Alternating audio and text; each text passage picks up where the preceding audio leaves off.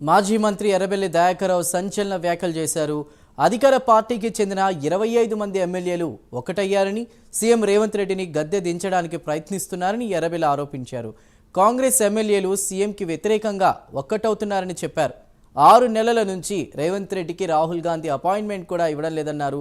ఓటమి భయంతోనే స్థానిక సంస్థల ఎన్నికలు వాయిదా వేశారని ఎర్రబెల్లి దయాకర్రావు అన్నారు.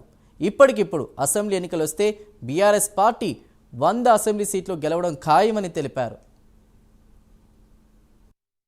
నిన్న మంత్రులు కూసబెట్టి ఎన్నికలు పోదామంటే మంత్రులందరూ అన్నారట ఎమ్మెల్యేలు ఒక్క సీటు గెలిచేటట్లేదని దాన్ని పేరు ఒకతో దాటి మూసుకొని చేస్తారు.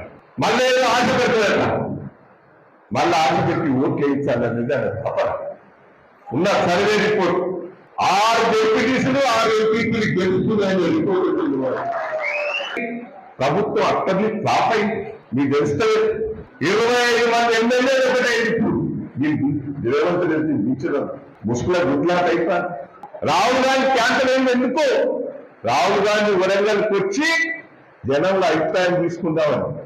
రేవంత్ రెడ్డి ఎట్లా చెప్తారు? రేవంత్ రెడ్డిని అబద్ధం మాటలు చెప్తాను, ఇది చేసినా అది చేసినా రాహుల్ గాంధీ చెప్తాను. రాహుల్ గాంధీ టైం కూడా ఇస్తారు. వీడికి ఈ మోసకార్యం తెలిసిపోయి రాహుల్ గాంధీ గారు కూడా 6 నెలల నుంచి టైం ఇస్తారు. నిన్న వరంగల్ కొద్దామని ప్రయత్నం చేస్తే ఇక నా పనులు పోతున్నాడు, పోయి కాలు కట్టుకున్నాడు, ఫోన్ చేసి వార్తలు తీరుతాడు అని చెప్పిండు. ఈ మాటలన్నీ ఢిల్లీలో చెప్పిండు రాహుల్ గాంధీ.